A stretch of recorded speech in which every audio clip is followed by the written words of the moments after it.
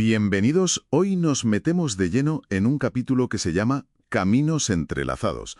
Y, a ver, el título ya promete. Promete, sí. Vamos a analizar el encuentro entre Leonardo y Samantha, que vienen de mundos, bueno, que no podrían ser más opuestos. Es que el texto te lo lanza a la cara desde el primer momento, no es nada sutil. Para nada. Un ático de lujo frente a una casa de, y lo cito, bloc sin pintar. Pero lo interesante no es solo la diferencia de dinero. No, es cómo se traduce en una especie de lucha de poder casi invisible. Eso es. Y se ve perfecto al principio, ¿no? Después de que pasan la noche juntos, él le escribe, intenta como marcar el ritmo. Claro, él está en su terreno, en su juego habitual. Y las respuestas de ella son casi telegramas. Los viernes son complicados. Y luego llega esa frase que es una maravilla. Uf, ¿cuál? Viernes yo me arreglo. Ostras, ¿es verdad?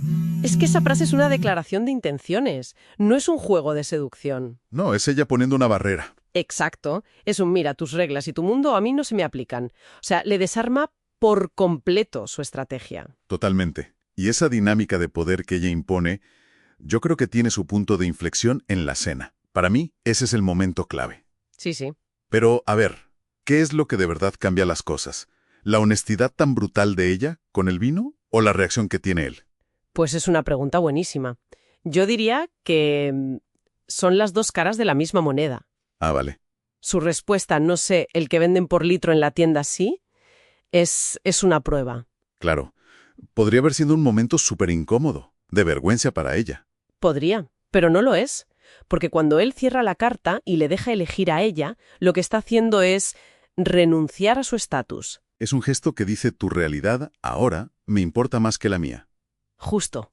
Y al ceder él ese poder, pues se abre la puerta. Y de repente la conversación deja de ser un guión, ¿no? Se vuelve real. Pasan de hablar de vinos caros A mochilas remendadas y casas vacías. Es como si la franqueza de ella le diera a él permiso para ser vulnerable por primera vez. Le da permiso, exactamente. Y esa vulnerabilidad compartida nos lleva directos al clímax. Cuando la acompaña a su casa, a esa calle que describe con baches y perros flacos. Vaya descripción, ¿eh? Es un escenario brutal. Y él insiste en llevarla hasta la puerta. Y es ahí cuando ella suelta la frase que lo redefine todo. Uf, esto es más íntimo que lo otro. Aquí no hay luces bajas que protejan. Es que es demoledor. Porque está desnudando su realidad, no su cuerpo. Es la prueba final para él. Y además, Y es curioso porque justo en ese momento de tensión máxima, el texto menciona que suena una canción de fondo. sabor a mí. Sabor a mí, sí. Es como si ese clásico sirviera de puente emocional entre esos dos mundos tan desconectados. Qué buen apunte. Y la respuesta de él es perfecta, por lo simple que es. Solo sé que no quiero dejar de verte. Nada de promesas vacías. No, es solo la admisión de un sentimiento real, presente, y la condición de ella ya marca el camino. Entonces, ven despacio, y ven de verdad. Por eso el final del capítulo es tan potente. Él no se va sintiéndose el ganador, ni mucho menos. Para nada. El texto dice que siente miedo, deseo y una claridad peligrosa.